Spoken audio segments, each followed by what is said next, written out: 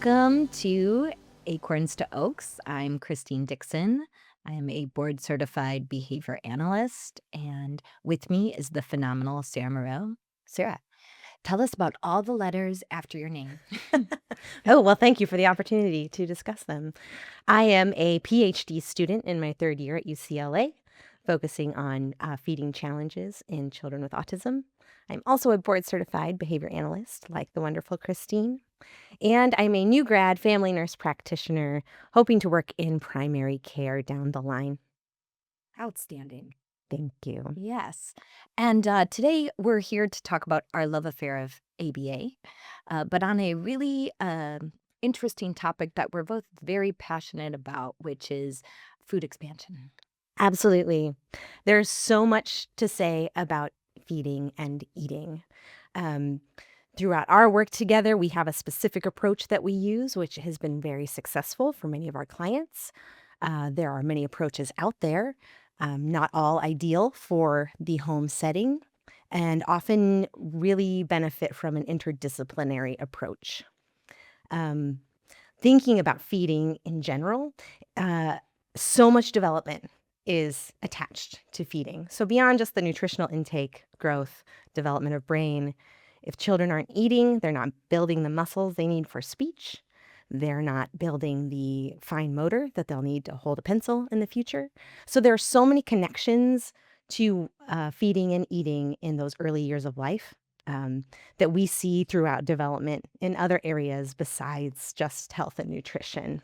There's work also that shows that in infancy, children that struggle with breastfeeding, bottle feeding, often end up with an autism diagnosis down the line. So there's even a push to look at that as an extreme early intervention in terms of identifying these kids early. Because right now in primary care, that's something we don't do very well. When children come to the primary care clinic, the provider will ask, how are they eating? And the parent will say, great, okay, terrible. And the primary care person will mostly just say, okay, great. Or, hey, do better with that. And then that's the end of the conversation. So it ends up being a problem that is not caught early. And by the time that it is caught and addressed, has become a much bigger issue than it needed to be.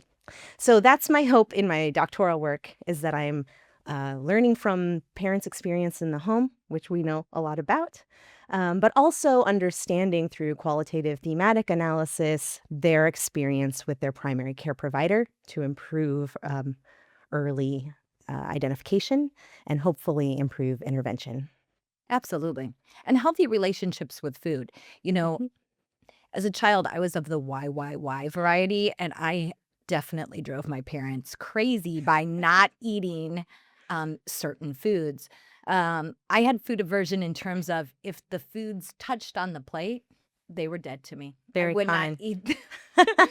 And my parents struggled Mhm. with eat it. They would lose their minds when I wouldn't eat the food. And they always said, "Why won't you eat it?" I was like, "'Cause it touched the other food." And they were like, "Here, now it's not touching." And somehow in my little brain, I was like, "It doesn't matter. No, it's a no for me." But I have come to have such a healthy relationship with food. And I think that approach for children is really, really important. In ABA, right now in our phenomenal science, there is really a lot of feedback. And I think that feedback is really important to acknowledge in the grand scheme of things of what has been done in the past. I think one intervention that I'm particularly not a fan of, I want to get your opinion on it, of course, is escape extinction for food expansion. This would be where you would tell the child, nope, you're going to eat it. And you would take the spoon and continuously put it up to their mouth until they eventually take it. My dad did try something like this with me and a plate of liver. And he was like, and I still don't eat liver to this day. I don't like the smell of it. But he was like, you're going to sit at this table until you eat this liver. And then I fell asleep and he woke me up and he's like, go get in bed. Go get ready for bed. It's late. And I never ate the old liver, but that is an empirical based intervention in ABA for food expansion. Have you ever seen that implemented, or what are your thoughts on that sort of crude Absolutely. So intervention? that is a very common, kind of older, falling out of favor approach. Um, I think the problem with escape extinction is a few things. One is we're teaching that your body is not your own. I can do to your body what I want, right? Yeah. And that is a message I think that in older ABA in our past has been brought up in a contentious way, which it should be. Autonomy. Key. Absolutely. Yeah. Yeah. And then also, I think a difficult part of using escape extinction to expand a diet, even if it does work, is that it can be very traumatic. Um, it doesn't really take into consideration that maybe there's a sensory issue, maybe there's a fear issue, maybe there's a disgust issue in terms of why that child doesn't want to eat that food. Over time, that trauma can take what would be a pediatric feeding disorder and become a avoidant restricted food intake disorder, which is a chronic problem that is lifelong. So while we might seem to be addressing the problem today, we need to really think long term. What message does this give the child about their body? What message does it give them about what food is safe to eat and what feels good to them? And also considering that there's more to eating than just the consumption of foods. Yeah. Um, What is that? What is the more to eating? How many different stimuli or sensations are involved in? Absolutely. So this is a very complex issue. So Interesting. it's colors, it's smells, it's texture, temperature. It's also social, right? Sitting around a table with your family, putting away that toy to sit down and have dinner, interacting with your brother, which has always been a challenge for me. Sorry, Jeff. But I think that it's really important to consider that there's so much more to a mealtime than just swallowing a piece of food, right? And when we work with families, I always want to take that into consideration. What would be the best outcome you see for your entire family at the table or on the couch or sitting on the floor or wherever you happen to eat as a family? I think that's something that we are growing in ABA to understand cultural differences and to understand what would best support that family and their own hopes for themselves. But back to the sensory components of eating, there are so many. And I often think about foods that I hate. And if someone were to say, let me give you an example. The food that I hate is Tell me. called, I think it's referred to as uni, and it is sea urchin. Oh, yeah. Mm-hmm. And That's it's like, sushi, right? yeah, but it's like a custard, a fish tasting custard, which to me, ugh. um, if someone offered me $100 to eat it today, would I? Probably, but I'm not going to eat it tomorrow, right? Yeah. So I think that's also another thing that we have to consider when we're setting up these contingencies. Um, Becoming familiar with something can make it a more preferred or at least tolerated food, but it might not ever be a preferable food. And that's okay too, right? Because I have preferences, you have preferences, and so do all of our clients and families. Yeah, it's so important to build the structure of the intervention around autonomy and cultural responsiveness, or that framework of what is the goal for this family. In terms of sensation and eating, it's so funny because I can remember being like 4 years old and smelling coffee and coffee breath and thinking, ugh, this is awful. And, then, I've come to love coffee. I drink it black. I don't use any cream. And that has really changed 180 degrees for me. So it is important that when children are young, that they have positive ideas about food and healthy relationships with food, even if they don't ingest them or Mhm. want to eat them at that time. Do taste buds change? Like, can you go from being disgusted by something to like a month later be like, this is interesting and I'm going to eat it? They do change. Taste does change quite quickly, actually. I can give you the example of the person that eats a lot of processed foods, right? So they're eating a lot of sodium in all of their meals, and that's what tastes really good to them. And then if you switch over to, say, eating something that isn't a processed food that doesn't have so much salt, it will taste very bland to that person at first. But if a few weeks go by and they continue eating that food, it won't taste the same. They'll start to recognize those flavors and then crave the sodium less. And then if you present them with a processed food, it will taste really salty. So a taste is a really interesting sense in that it does shift and change over time. I'm sure anatomically there are changes as well, but in terms of the way that we perceive how things taste and what we like or prefer does tend to change based upon familiarity. I'll give you an example. My best friend had a colonoscopy and was given a very strict diet for like 4 days. Very different protocol than I knew of, but basically he had to just drink Gatorade for like 3 days. And he got this Blue Frost. I think it's Blue Frost. It's like a white one. And complained nonstop throughout the whole process of how awful this was. And he just hated it. And all he wanted was chips. He wanted to go back to his usual food. And then he had the procedure and all of that was done. And he could go back to the food. And a week later, he started craving the Gatorade. Interesting. And there is some evidence that, your microbiome plays into these cravings a bit. So based on what you've been eating, messages are sent back to your brain of, what I would like down here is that thing that we've been eating a while back. So taste changes, cravings change, and what feels good in our body, I think, changes over time as well. With the elderly population, I've always found this interesting that they may have memories of favorite foods, but if you present it to them, it just doesn't, it's not the experience that they had before, likely due to anatomical changes over time that happen with aging. Also, hunger and thirst signals when you're an elderly person decrease. The way that we approach these things should really also identify where we are in life and those developmental stages, even up through our elder years. Yeah.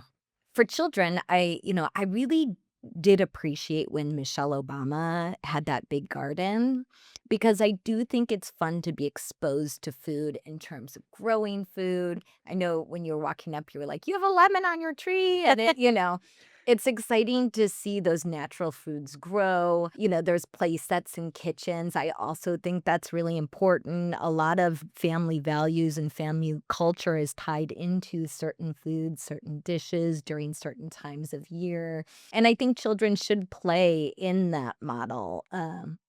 I don't know if it has an impact on food expansion, but I do think playing with food, pretending to cook is of some value in terms of your knowledge of foods. Some foods really do seem to be tied up in emotions, like, there's the birthday cake, right? There's also comfort foods. How do those develop over time? We've all heard of emotional eating and things like that, but do you have comfort foods? Oh, absolutely. Actually, I have interesting associations, which I'm sure most of us do. For example, if I hear the opening theme to Star Wars, I taste my mom's spaghetti. Oh, really? Yeah, I had a Rainbow Bright TV tray, Nice. and that was like a special thing. Getting that out, watching Star Wars, and she's gonna go disassociate. That's not true. It's kind of a joke. But yeah, I think that those things you develop over time when you paired certain feelings, certain smells and tastes together in your mind. For the birthday party is a perfect example. And I think that happens a lot with our clients as well in terms of what feels safe to me. The chicken nugget is safe for so many of our clients. And I think a lot of that is because it's kind of a bland color. It's soft. You can eat it with your hands. Eat it with your hands. Yeah. There's like a little crunch to it. There is a crunch, But the crunch. flavor isn't overwhelming, right? Yeah. It's kind of a blander, I know what to expect anytime someone puts that chicken nugget in front of me. And I think that's a lot of it for our clients, is that that's a safe food.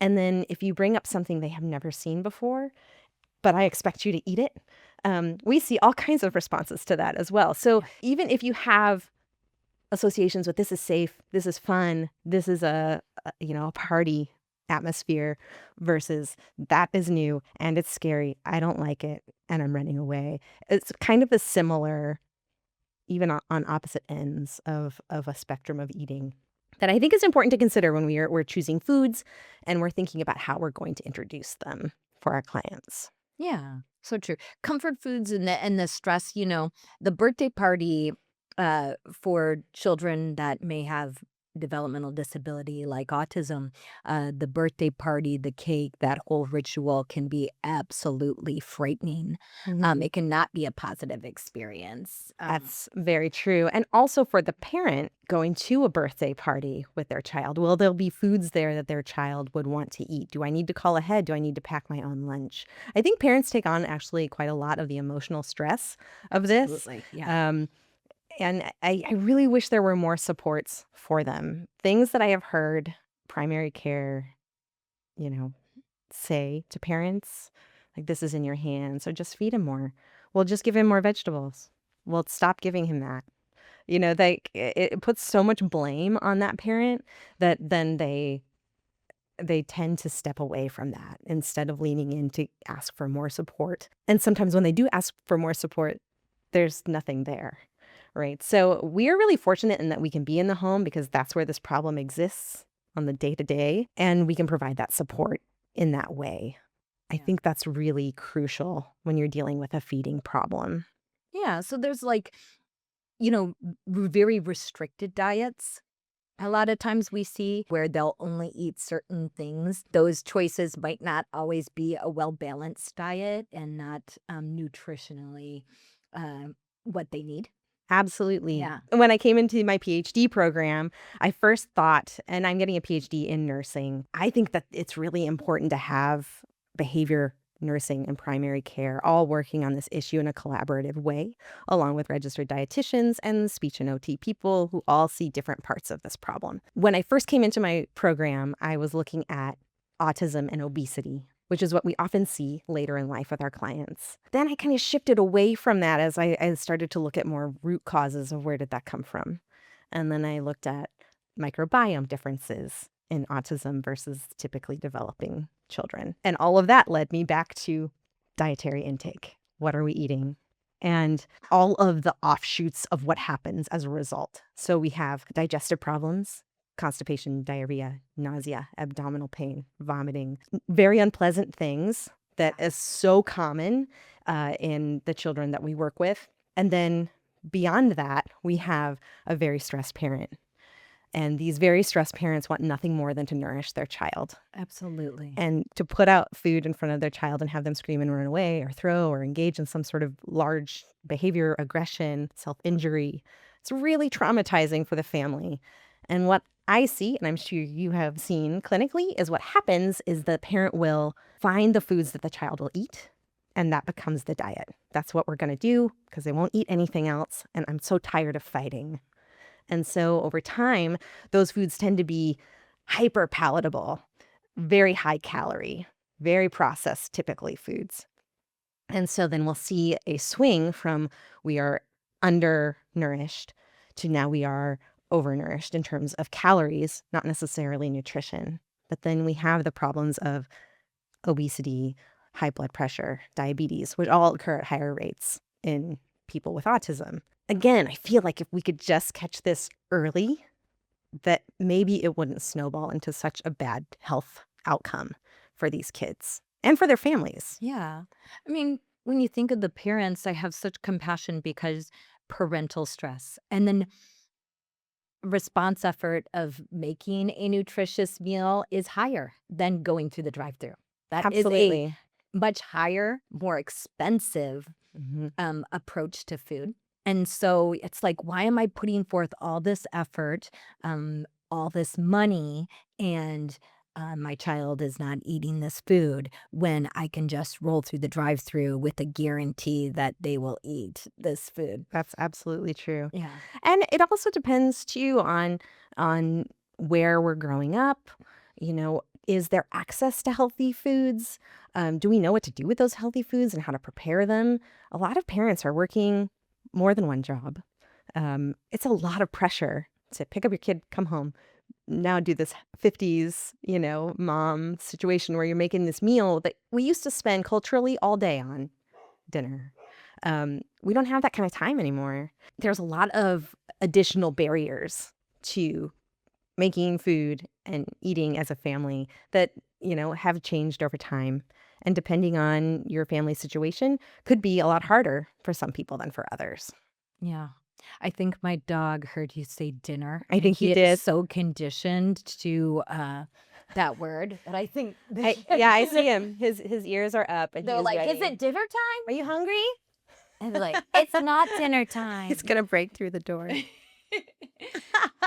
We love you, Oh, Beau. yes. Yeah. Thanks for joining us at Acorns to Oaks. Look forward to speaking to you again. Feel free to reach out if you have any questions or comments, and be sure to hit that subscribe button when you get a chance.